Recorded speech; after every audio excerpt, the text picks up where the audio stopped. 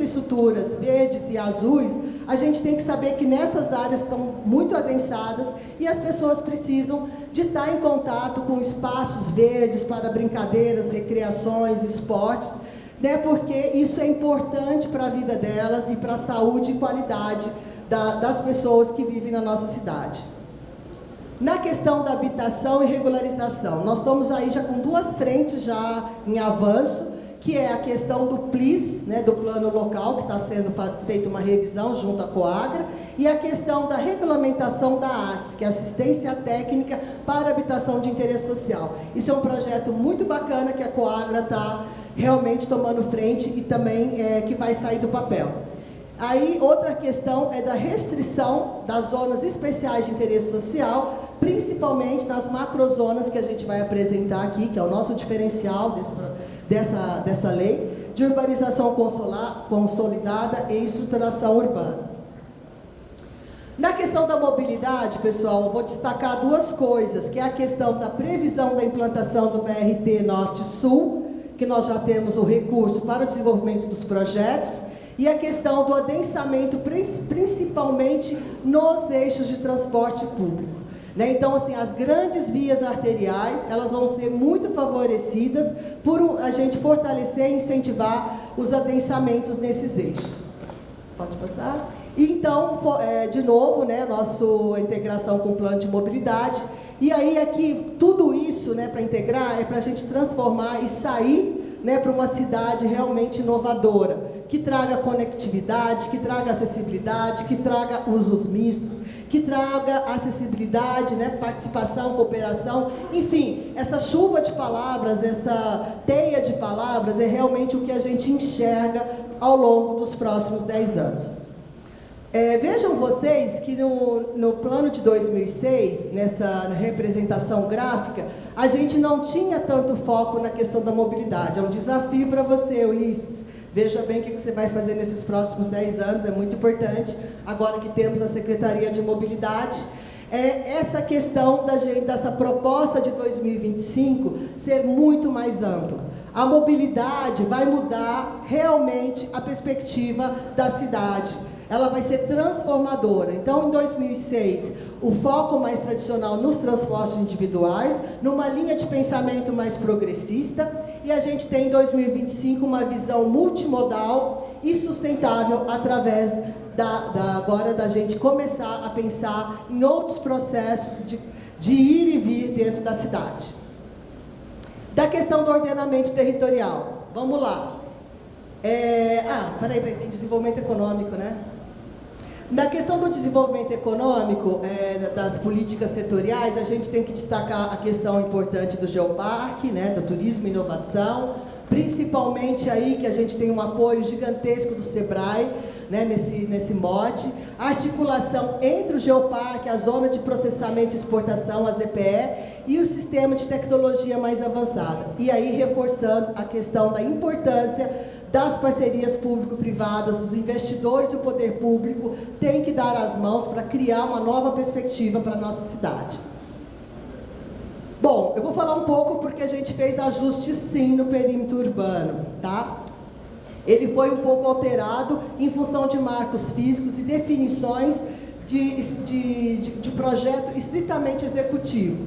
A gente tinha em 2014 a questão do limite urbano, ele fomentado aí por um desenho imaginário dessa linha azul, denominado anel viário, que realmente Uberaba precisa de um anel viário, mas ele não tem um desenho executivo próprio e também não foi, ao longo desses 3 anos, incentivados aí pelas ecovias e tudo mais, né, Fúvia, para ter recursos suficientes para a gente fazer. O plano de mobilidade traz a importância e um desenho mais prestativo, de acordo com a realidade, com vias existentes, para que os grandes transportes, né, de carga possam usar esse anel que vai ser construído ao longo dos anos.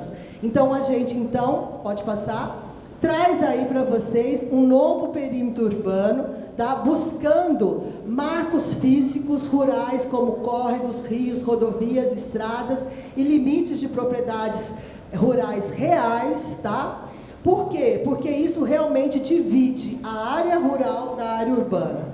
Ou houve uma priorização, principalmente a nível da região sul, em função da nova ET 4 da Codal, e aí uma grandiosidade de novos investimentos nesse setor, né, de loteamentos, de condomínios clubes, e a gente tem agora, ainda no sentido leste-oeste, um equilíbrio de terras possíveis, né, para que os novos investidores possam se adequar. Aí a norte, logicamente, não teve uma mudança expressiva, porque a gente tem a nossa APA, então veja aqui um comparativo desse perímetro urbano, porque realmente ao norte nós temos a APA do Rio Uberaba, e aí realmente nós temos que fazer jus, né, de mudar a nossa postura frente ao rio que dá nome à nossa cidade.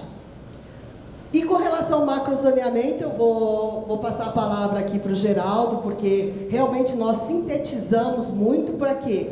Essa síntese, essa simplificação dessas 4 macrozonas que nós vamos apresentar para os senhores, representa o quê?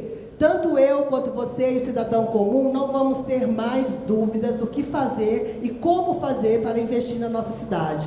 Então, nós queremos realmente que a gente traga, né, possibilidades de leituras e que o planejamento saia dessa leitura técnica que só os urbanistas e planejadores compreendem. Então, nós simplificamos o máximo possível e aí, se os senhores depois tiverem dúvidas, aí podemos novamente estar discutindo isso. Obrigado, Isa. Bom, boa noite a todas as pessoas aqui.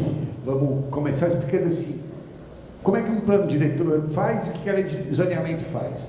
O plano diretor estabelece linhas mais gerais para embasar a lei de zoneamento. Por que não vai direto para a lei de zoneamento? Então a gente vai ficar brigando sem saber por quê e do que nós estamos brigando.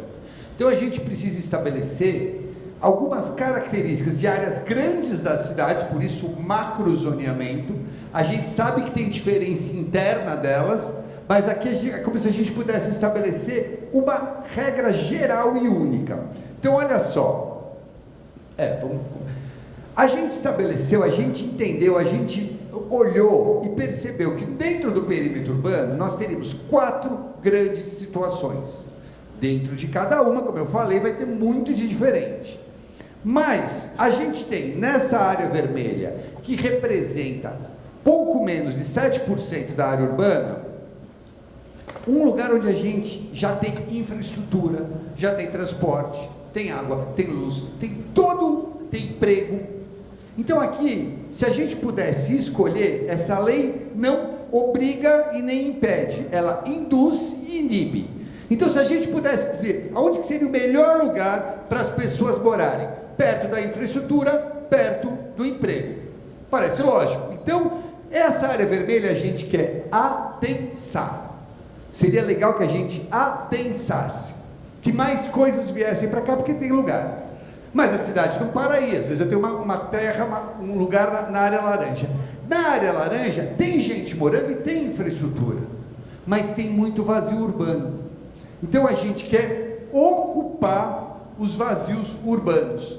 Por quê? Porque quando você tem cidade, vazio urbano, fica caro, fica pra caramba, fica muito caro. Porque é um lugar onde está passando o transporte, não está pegando, deixando ninguém. Está passando todo o saneamento sem ofertar para ninguém, mas está sendo gasto aquilo. Está sendo gasto para a água ir até lá. É tempo que as pessoas perdem. Foi falar de cidade inteligente. Uma cidade inteligente não deve ter vazio urbano, fica caro. Exceto quando é uma questão ambiental. Na área amarela, faz parte do perímetro urbano, a gente pode ocupar, mas tem que ocupar dentro de algumas regras. Entendeu a lógica? Quanto mais próximo, quando teve o joguinho de palavra mais forte, era cidade compacta, a gente vai se esforçar para compactar. Então não pode fazer no amarelo? Pode, mas vamos saber como vai funcionar essas regras. O detalhamento dessas regras vai estar na lei de zoneamento. Por que não vai tudo direto? Porque a gente precisa pactuando com vocês, com os vereadores. Então a gente vai pactuando por parte, fechou até aí, a gente detalha. Não dá para ir para o detalhe se a gente tem um princípio. Só uma coisa, tem um verde lá em cima, que aí a gente falou na preocupação ambiental, essa área está dentro de uma área de proteção ambiental, uma APA. E aí, pela legislação federal, eu sou obrigado a seguir o que está falando a lei específica da APA, por isso essa preocupação no plano, ou no máximo ser mais restrito. Então a gente fala, olha, é da APA, o que a APA dizer, o que a lei da APA disser, nós vamos juntos.